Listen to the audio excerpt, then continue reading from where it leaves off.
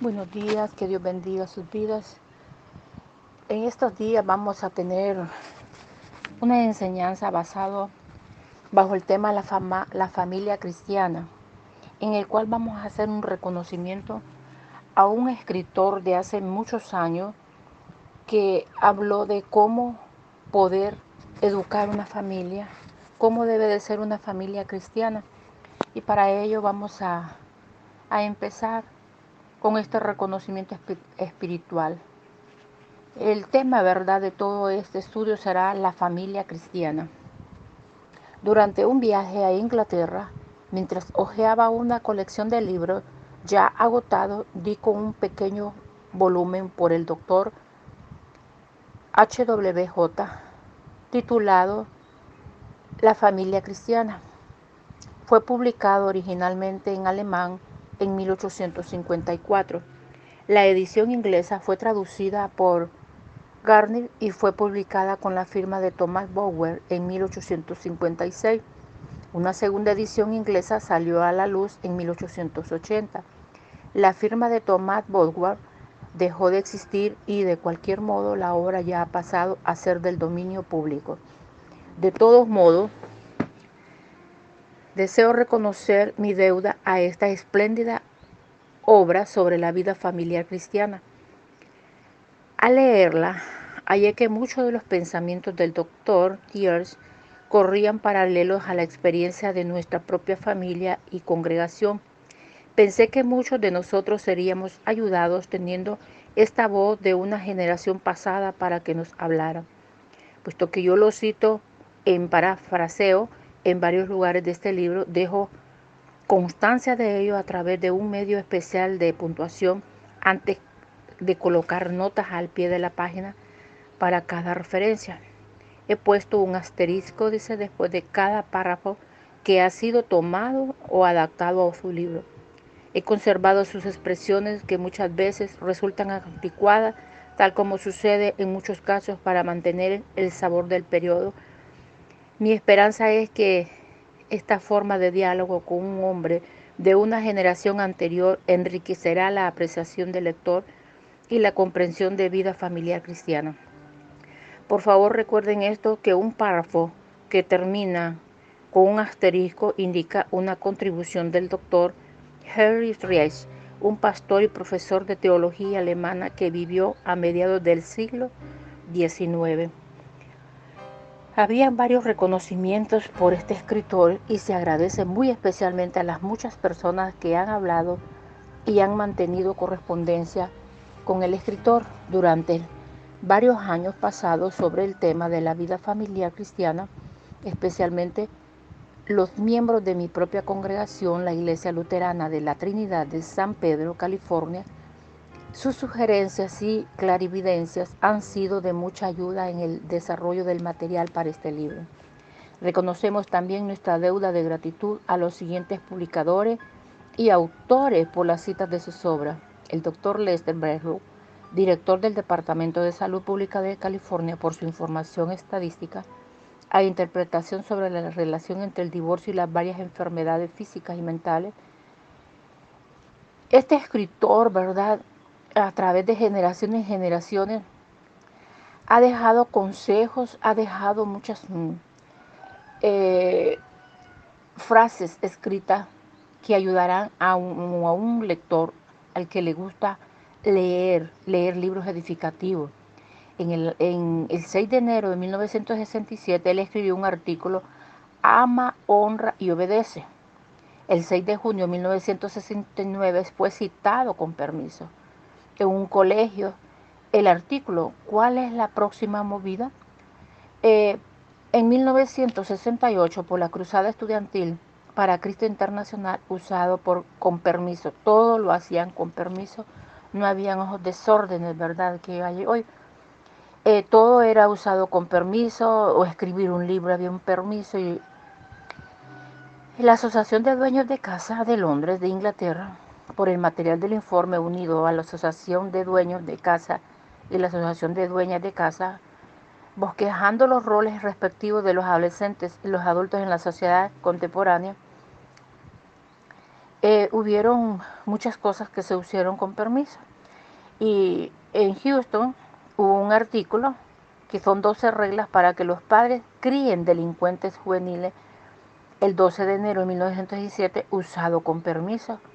Cómo disciplinar a sus hijos, por Dorothy Baruch, panfleto de número 154 de Asuntos Públicos, citado con permiso de público. Estamos dando lectura a esto para luego entrar a la introducción de la vida cristiana, la vida familiar cristiana. Son el libro de historias bíblicas en las cuales fueron escritas experiencias que vivió el escritor de este libro. Sabemos de que tal vez usted no cuenta con el tiempo suficiente para poder tomarse un tiempo grande, pero quiero que por favor le ponga atención porque vamos a hablar de la familia cristiana, la vida de una familia cristiana, una madre desconsiderada del mundo. Es un libro escrito, un artículo escrito, ¿verdad?, de que cómo hacer la necesidad de controlar, hacer algo especial para poder darle una buena crianza a los hijos. Y este doctor hace énfasis en la medicina, la necesidad de controles externos de la crianza de los hijos. Y todas esas cosas se van a ir detallando según vayamos adentrándonos en este libro, que me llamó mucho la atención porque estamos necesitando nosotros para poder tener una sociedad sana. En la introducción de esto que vamos a ver en estos días, es la elección de un título para este libro es deliberadamente opaca. No tiene ingenio ni energía, es sólido, respetable, tal vez un poco incómodo, no tiene pretensiones de ninguna clase, simplemente designa aquello para quienes han sido escrito el libro, los cristianos, y el asunto del cual trata, que es la familia. Puede que algo espectacular atrajera más lectores, tal como la clave para un matrimonio de éxito, la excitante aventura de la vida familiar, el poder secreto de una familia bien ordenada. La vida en familia puede ser placentera. Nueva esperanza para padres bloqueados. ¿Cuántos padres bloqueados tenemos en estos tiempos? Pues iremos viendo paso a paso estas escrituras. Pero no estamos interesados en atraer al lector casual, a alguien que desea un libro con prescripciones simples para el alivio temporal de sus síntomas en el hogar, que esté enfermo. No debiera gastar su tiempo en este libro, se verá frustrado en su empeño. Requiere trabajo, requiere entrega para que usted pueda mejorar su familia. A menos que esté preparado para reexaminar algunos de estos hábitos y creencias básicas respecto de la vida familiar cristiana, no se moleste. Corta demasiado profundamente, nunca lo terminaría y de muchos menos habría de ponerlo en práctica. Hallándose sentado en una prisión nazi, Dietrich Bonhoeffer escribió una vez un sermón de boda para una sobrina que estaba por casarse. En él decía: el matrimonio es más que simplemente vuestro amor del uno al otro.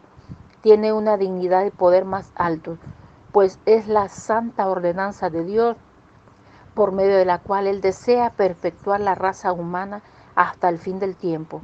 En vuestro amor os veis solamente a vosotros en el mundo, pero en el matrimonio sois un eslabón en la cadena de las generaciones que Dios hace venir y pasar a su gloria y llama a su reino. Es vuestro amor solamente, veis el cielo de vuestra felicidad, pero en el matrimonio estáis colocados en un puesto de responsabilidad hacia el mundo y la humanidad. Vuestro amor es vuestra posesión privada, pero el matrimonio es más que algo personal, es un estado, un oficio. En el cristianismo, el matrimonio alcanza una santidad y significación que no se conoció en tiempos antiguos. La dignidad olvidada de la mujer fue traída a la luz y su valor fue reconocido. Ni la ley romana ni la mosaica le concedían a la esposa derechos que fueran igualmente grandes y sagrados como los del hombre. En el cristianismo, la esposa, del mismo modo como el esposo, tienen derecho de tener la perfecta fidelidad de su consorte. La esposa cesa de ser meramente la ayudante de su esposo en esta vida presente y llega a ser coheredera con él de la vida eterna. Primera de Pedro 3:7. Y aún más que esto, el más alto amor de Dios para la iglesia, vino la existencia por medio de un sacrificio entre la iglesia y Cristo. Existe un vínculo de amor más santo, tierno y firme que cualesquiera que jamás haya existido entre Dios y el hombre. En el cristianismo está colocada ante el hombre y su esposa la tarea de representar sobre la tierra la imagen de esta unión entre Cristo y la iglesia, una imagen de su autosacrificio, devoción, fidelidad.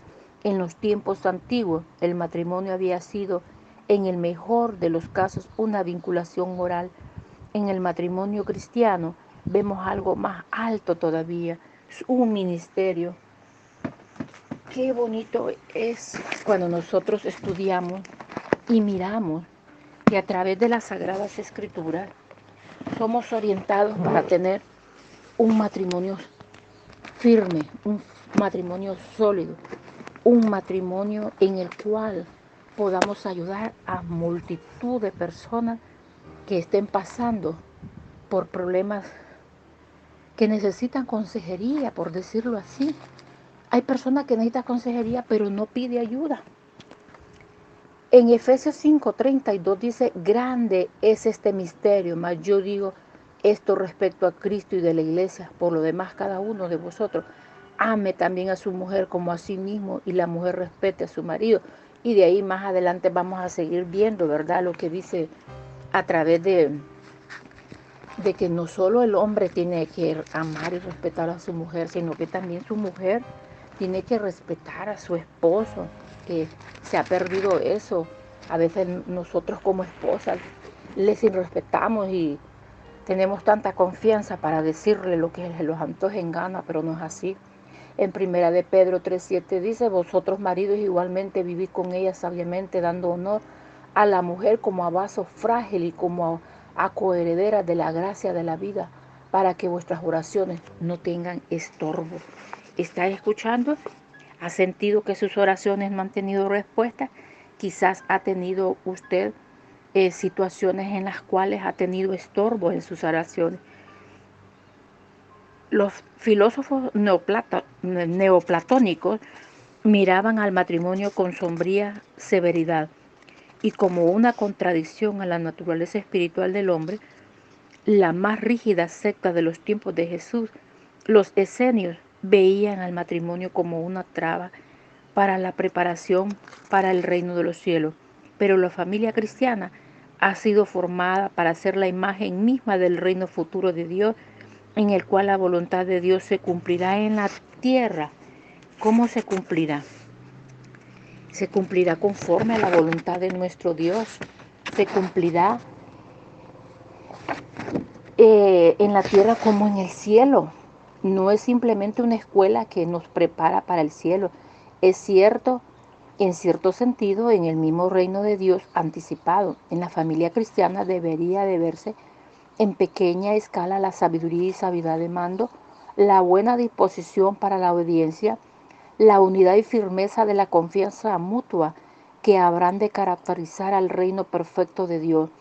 En sentido exacto, esto puede decirse únicamente de la iglesia cristiana a la iglesia está por encima de la familia. Sin embargo, no hay una edificación de la familia.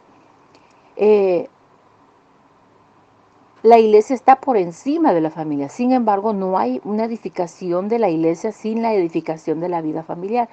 En las familias cristianas, los hombres debieran reconocer con gozo la bendición que Dios derrama a través de la iglesia. Por otra parte, la fortaleza de la iglesia debería de estar fundada en las familias cristianas.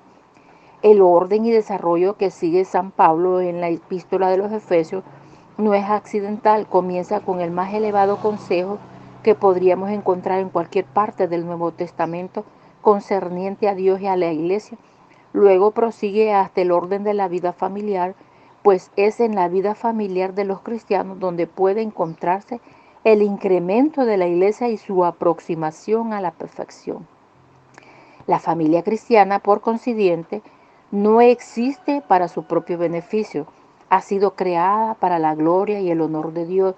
La bendición del hombre es un derivado, es un subpropósito. Aquellos que porfiadamente sostienen que su propia felicidad y conveniencia son las más altas metas de la vida familiar, nunca comprenderán el plan de Dios para el matrimonio y la familia, pues no logran posesionarse del fundamento, del punto básico del comienzo. Los hombres, ¿verdad?, que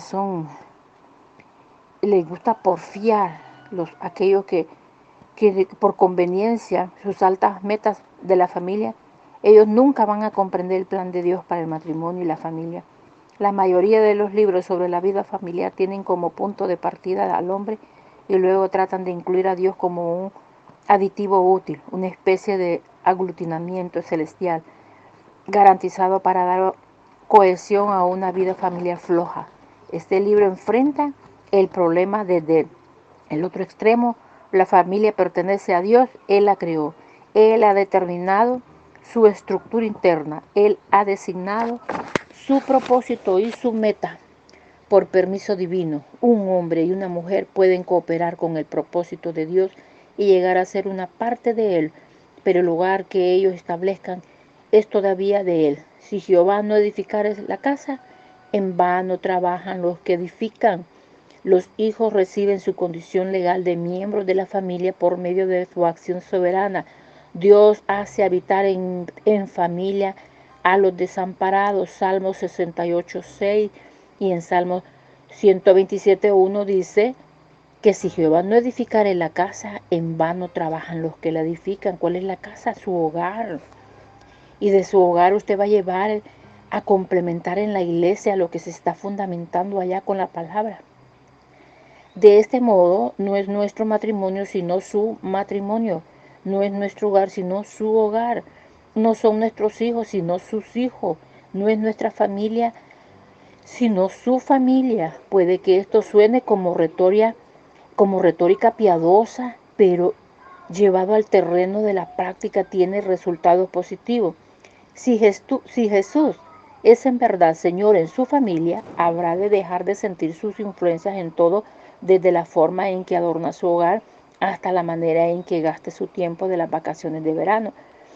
Así es como vamos a considerar a la familia cristiana, sin el beneficio de un título ingenioso, sin la promesa de que su vida será transformada dentro de 10 días o que la devolveremos el dinero. Más bien, hemos de mirar con algún cuidado a lo que el creador de la familia ha dicho acerca de ella. Proseguimos sobre las suposiciones de aquel que ha criado la familia, conoce todas las cosas pertinentes en ella y que es quien puede ofrecer el más sano consejo. Si uno mantiene la opinión de que el matrimonio es un contrato social entre dos individuos, eso y nada más, no va a interesarse en aprender cosas buenas como están siendo escritas en este libro, pero si está dispuesto a considerar que el matrimonio es más que esto, que algo misterioso y maravilloso yace en el corazón de sí mismo, que en la creación de Dios y que alcanza su más alta potencia y destino dentro de una estructura que Él ha establecido, entonces puede encontrar en las páginas de un libro algunas cosas que valga la pena considerar. Los puntos de vista presentados en esta lectura están basados sin reservas en ciertos pasajes y principios consignados en la Biblia. Creemos que estos son tan verdaderos y válidos hoy como para cuando fueron escritos, lo que para nuestra generación es difícil de aceptar. Elton Truelblom ha dicho, uno de los dogmas predominantes de nuestro tiempo es la extrema creencia de que todos nuestros problemas son nuevos. A esto yo le llamaría enfermedad de contemporaneidad. asociado con ella hay un concepto terrible, la noción de que estamos viviendo en un tiempo tan fresco y que la sabiduría ha llegado con nosotros, mientras que nadie antes la tuvo. Yo encuentro que esto es un concepto absolutamente intolerable. Se dice que Erwin Rommel, el gran general alemán de la Segunda Guerra Mundial, era un ávido estudioso de las tácticas del combate de Robert Lee, el único que peleó con caballos, el otro con tanques. Uno llevó a cabo sus campañas en las planicies ondulantes y en las montañas bajas del este de los Estados Unidos, el otro en las arenas del desierto del norte de África. Sin embargo, los principios de la estrategia militar dieron a estos dos hombres una base común de entendimiento, aun cuando estaban separados por el tiempo y por su fondo cultural. Las condiciones y las situaciones pueden cambiar, pero los principios básicos sí son verdaderos, tienen validez permanente. Los principios aquí expresados han soportado las pruebas de los siglos, han soportado la prueba en nuestra propia experiencia. Hace algunos años, un grupo de gente de nuestra iglesia celebró un retiro familiar. El tema de nuestro retiro fue el orden de Dios para los padres.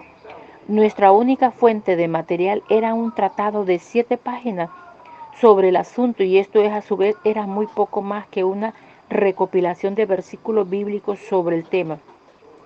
Resultó ser más que suficiente.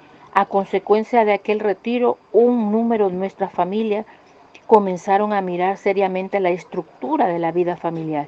Nos dimos cuenta de que estábamos cuestionando muchas de las actitudes y prácticas de la cultura de nuestro tiempo, en contra del patrón predominante de relativismo y tolerancia. Comenzamos a ver el concepto bíblico del orden y autoridad. A medida que los principios bíblicos fueron puestos en práctica, comenzamos a ver cómo una transformación tomó lugar en un número de familias, en nuestra propia familia, de la noche a la mañana.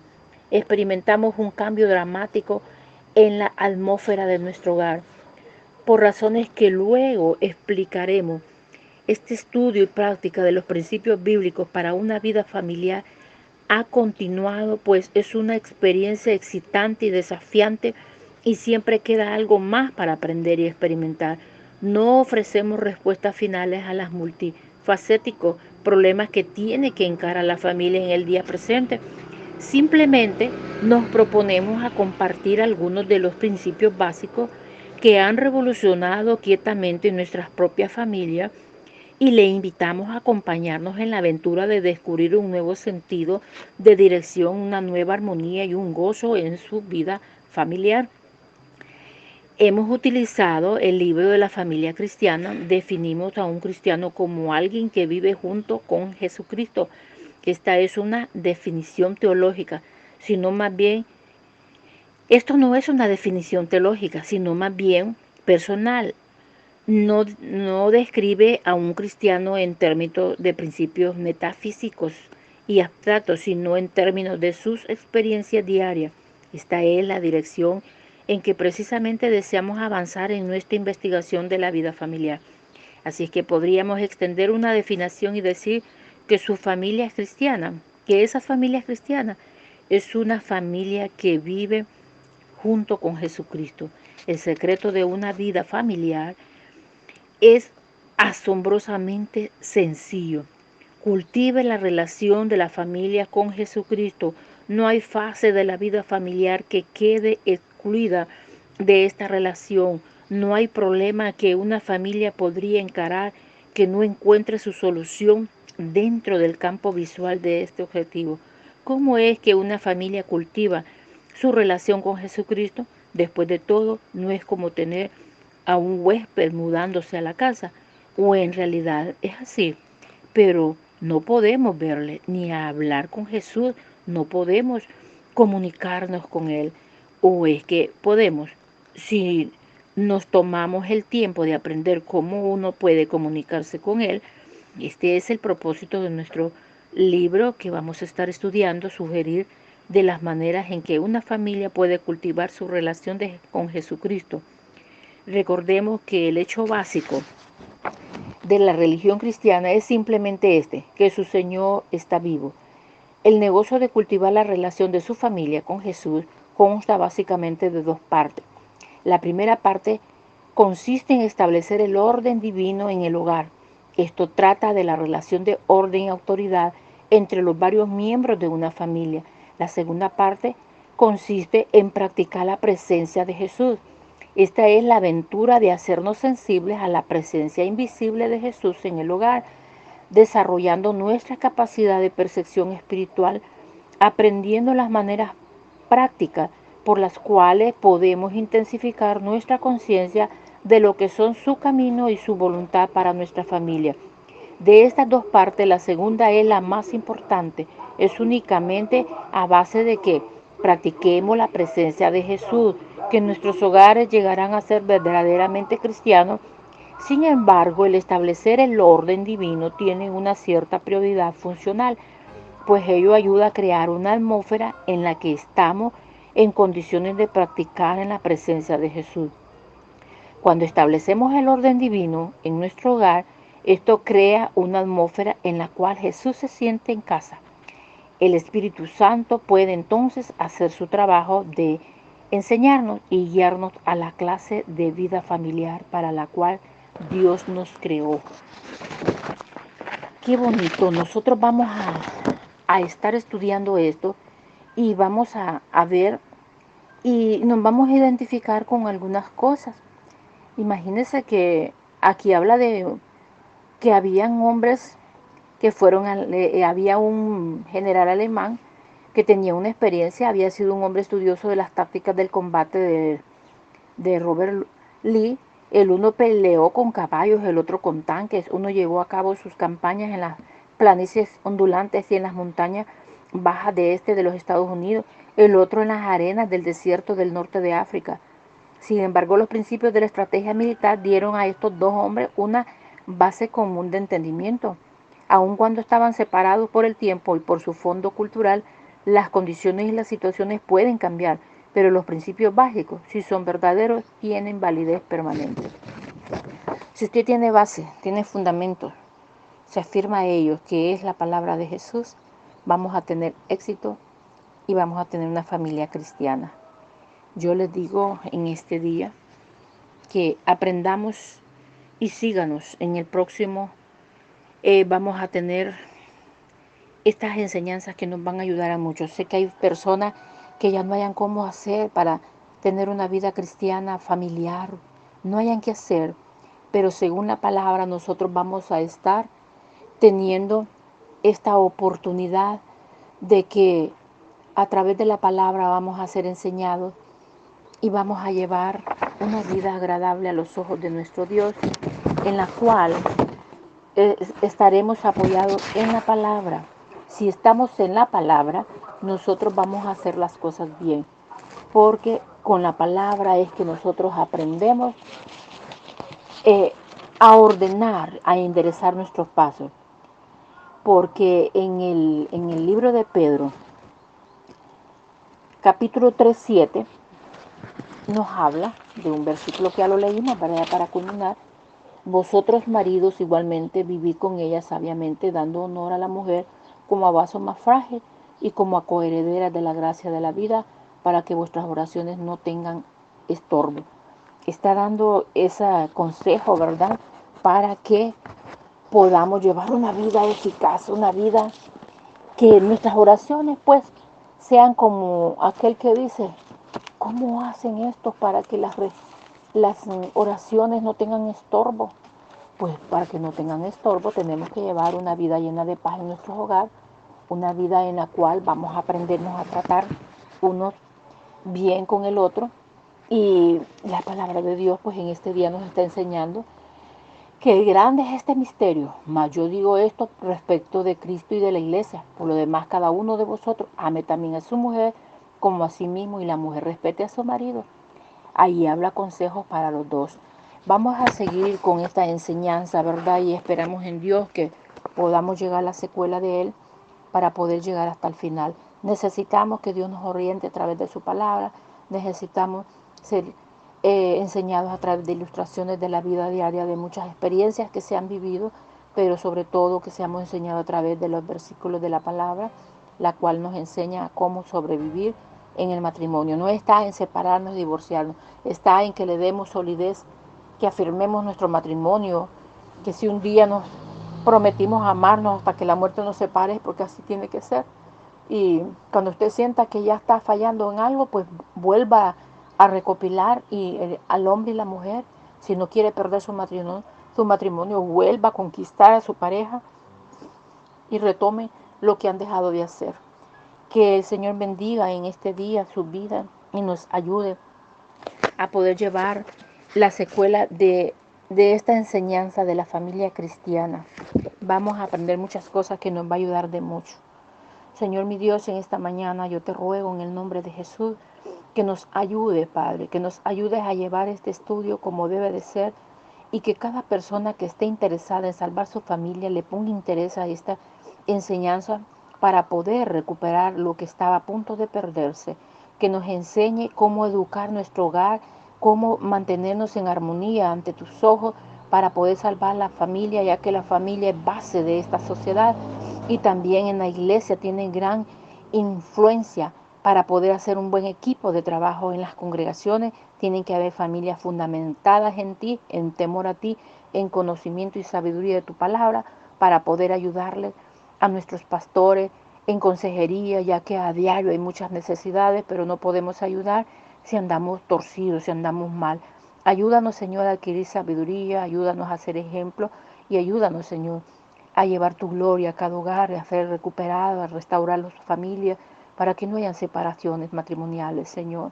Ayúdanos, Padre eterno, a ser ejemplo primeramente, a caminar en pos de ti y a poder enseñar lo que se vive, mi Dios. En el nombre de Jesús, yo te doy las gracias en este día y que seas tú, Señor, enseñándonos a vivir plenamente una vida cristiana agradable a tus ojos.